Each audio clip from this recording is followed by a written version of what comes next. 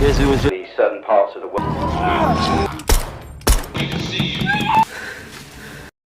Movie की शुरुआत में दिखाया जाता है कि एक जॉन नाम का आदमी काम से घर आता है और अपनी वाइफ कैरन से मिलता है जो कुकिंग कर रही होती है। जब जॉन कैरन से बात करता है तो वो उससे बात नहीं करती। उस दिन रात को वो मूवी देखते हैं और जॉन फिर से बात करने की ट्राई करता है, लेकिन उसे फिर से वही रिस्पॉन्स मिलता है। तो वो लिविंग रूम से बाहर जाने की सोचता है, पर कैरन उसको रोकती है और बोलती है कि उसे कुछ बात करनी है। वो हेजिटेट करती है पर कुछ इरेलीवेंट सा बोलती है। अब अगले दिन जॉन काम के लिए रेडी होता है और बाथरूम में जाता है। जैसे वो मिरर में देखता है तो एक स्ट्रॉन्ग इंपैक्ट फील होता है जो उसके बाथरूम की सीलिंग में एक होल क्रिएट कर देता है। और जॉन होल से देखता है तो उसे कुछ फाइटर जेट दिखते हैं। वो फटाफट से अपने अपार्टमेंट से बाहर जाकर देखना चाहता है कि ये क्या हो रहा है। तभी कैरन उसे बुलाती है और फिर से कुछ इंपॉर्टेंट बोलने का ट्राई करती है।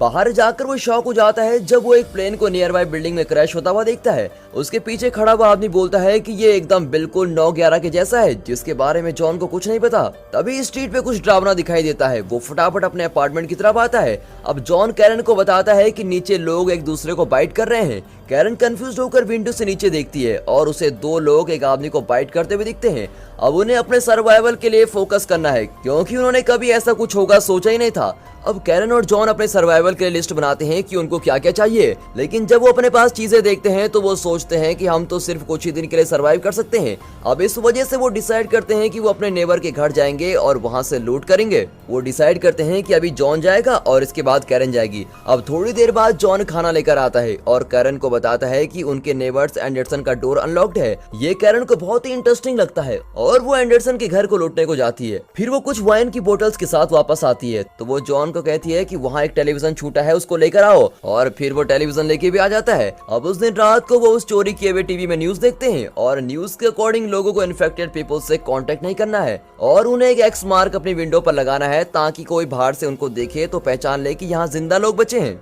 अब अगली सुबह जॉन उठता है और उसे कैरन ग्रीट करती है जो अभी अभी लूट कर आई है और ऐसा लगता है कि उसकी वाइफ कुछ ज्यादा ही सप्लाई कलेक्ट करने में इतनी चली गई है कि उसने एक ड्रेस भी चोरी कर ली है। अब कुछ देर बाद जॉन सोचता है कि उन्हें क्या करना चाहिए अगर कोई इन्फेक्टेड पीपल उनकी बिल्डिंग में एंटर करता है। तो कैरन बोलती है कि वो सिर्फ अपने आप को डिफेंड ही कर सकते हैं और अब वो दोनों प्रैक्टिस करते हैं कि वो अटैक कैसे करेंगे। फिर वो कुछ वेपन्स और टूल्स तैयार करते हैं और कैरन को अपने घर के दरवाजे के बाहर कुछ आवाज सुनाई देती है और वो एकदम से जॉन को अलर्ट कर देती है और फटाफट से वो डोर ओपन करते हैं ये सोचकर कि रेस्क्यू टीम आई होगी। लेकिन वो खोल के देखते हैं तो एक इन्फेक्टेड पर्सन को बाइट करने का ट्राई करता है पर लकीली वो बच जाते हैं। फिर जॉन बोलता है कि वो इस टाइम स्मोक करना चाहता है और ये सुनते ही कैरन जाकर कबर्ड से सिगरेट्स लेकर आती है और जॉन उससे पूछता है कि क्या तुम्हारे पास कुछ और भी है। अब उसके सरप्राइज के लिए कैरन कुछ इलीगल ड्रग्स लेके आती है और उनको सूंघती है। अब जॉन को ये सब पसंद तो नहीं है पर फिर भी वो ट्राई करता है। फिर थोड़ी देर बाद कैरन उसको एक पिस्टल दिखाती है। अगले दिन कैरन एक गन शॉट की आवाज से उठती है। वो उठकर किचन में जाती है और देखती है कि जॉन उसकी पिस्टल से खेल रहा है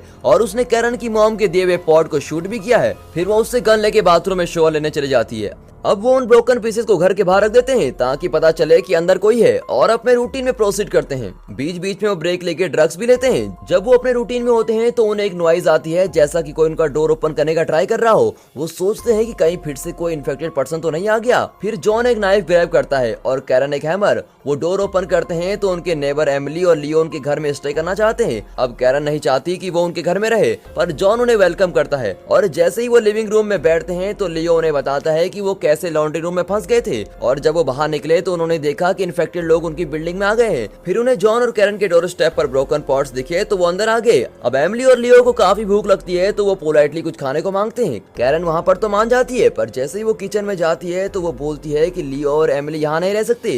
एमिली लिविंग रूम में बैठकर कैरन के लिए बहुत बुरा बोलती है कि वो पागल हो गई है जब से उसका अबॉर्शन हुआ है। जॉन और कैरन के डोर स्टेप पर ये साफ साफ दिख रहा था कि दोनों विमेन के बीच कोई टेंशन है। जैसे ही वो कपल अपनी मील फिनिश करता है तो एमिली एक ड्रेस को नोटिस करती है। वो बोलती है कि उसके पास भी सेम ड्रेस है और लियो बोलता है कि उनके पास भी सेम टेलीविजन है। और ये सुनते ही कैरन और जॉन एक दूसरे को कुछ ऑकवर्ड तरीके से देखते हैं। अब वो ड्रिंक्स के बाद रेस्ट करने का सोचते हैं। एमिली पूछती है कि वो कहाँ स्टे करें तो कैरन उनको बोलती है तुम्हें फ्लोर पर सोना है। अब एमिली ऑफेंड फील करती है और फिर भी लियो के साथ फ्लोर पर सो जाती है। कैरन फिर अपने नेबर कपल को परेशान करने के लिए रात में एक स्टंट पुल करती है। वो लाउड वॉइसेस निकालती है और प्रिटेंड करती है कि वो इंटेंस टाइम स्पेंड कर रही है जॉन के साथ।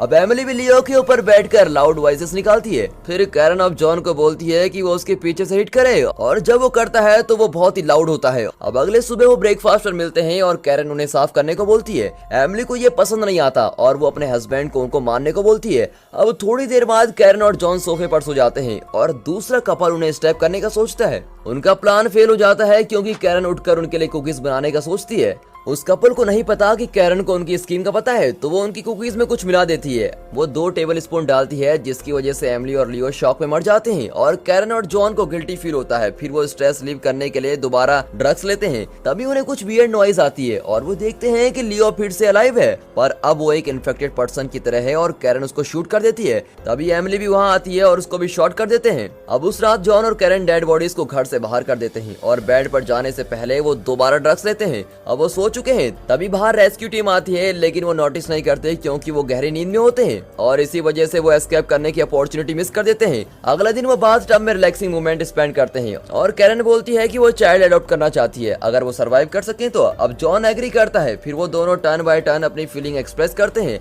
अब उस रात जॉन कैरन को एक मिनी इंडोर डेट पर लेकर जाता है जहाँ वो स्ट्रेंजर प्रिटेंड करते हैं। अब जैसे रात होती है उनके बीच सब कुछ इंटेंस हो जाता है, पर वो डिस्टर्ब हो जाते हैं जब उनके डोर पर नॉक होता है। अब कैरन डोर ओपन करने के लिए जाती है और जॉन उसको रोकना चाहता है, पर वो लेट हो जाता है। तभी 3 आदमी उनके घर में आते हैं और वैल्यूएबल आइटम्स की डिमांड करते हैं, पर उनके पास तो कोई वैल्यूएबल आइटम्स होता नहीं। अब उनका लीडर उन्हें जॉन को मारने को बोलता है और कैरन को असॉल्ट करने को बोलता है। कैरन हेल्पलेस है, पर वो उस आदमी के फेस पर फ्लोर फेंककर उसकी नेक में नाइफ से मार डालती है।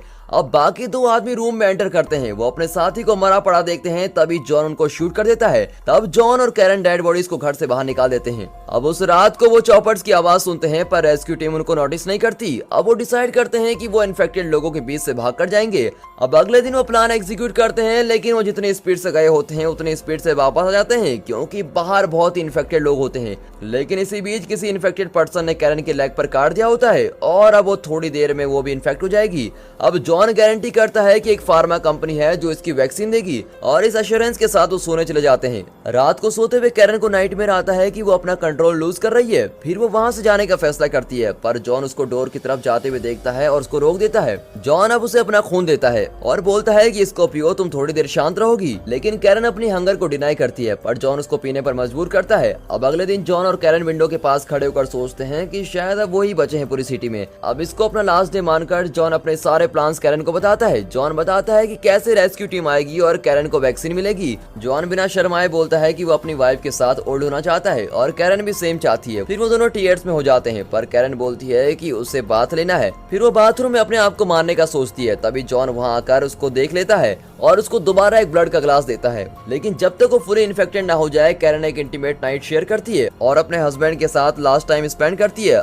अब अगले दिन सुबह जॉन बिस्तर में खुद को अकेला देखता है, तो वो बाथरूम की तरफ जाता है और उसे कैरन का नोटिस मिलता है। उस नोटिस में उसने जॉन को बताया होता है कि वो उससे कितना प्यार करती है और उसके डीपेस्ट नाइटमेयर हंगर ने उसके ऊपर टेक ओवर कर लिया। अब इस वजह से वो जॉन को उसकी मिजरी एंड करने को बोलती है और बताती है कि वो नर्सरी में है। फिर जॉन अपने टूटे हुए दिल के साथ नर्सरी की तरफ जाता है और देखता है कि कैरन ने खुद को चेन से टाई अप कर लिया है। अब सैडली वो फुली इन्फेक्टेड है और कोई भी रास्ता नहीं है उसको बचाने का। अब जॉन पिस्टल को अपनी वाइफ की हेड की तरफ एम करता है। ट्रिगर पुल करने से पहले कैरन अपनी डेड आई से उसकी तरफ देखती है और वो माफी मांगता है। तभी कोई डोर ब्रेक करता है और रेस्क्यू टीम आती है। वो प्लेस को सर्च करते हैं कि कोई सर्वाइवर ना हो और उन्हें नर्सरी मिल जाती है। उनको शॉक तब लग जाता है जब वो जॉन और कैरन दोनों को इन्फेक्टेड देखते हैं और दोनों को वॉल से चेन देखते हैं। अब रेस्क्यूअर सोचते हैं कि उनके हैंड एक साथ टैप्ड क्यों हैं और कमांडर शॉक होकर बोलता है कि यही तो प्यार है। अब रेस्क्यूअर्स डिसाइड करते हैं कि वो दोनों को शूट कर देंगे। आखिर में जॉन अपने प्यार को नहीं मारता और उसके साथ खुद भी मरने को तैयार हो जाता है।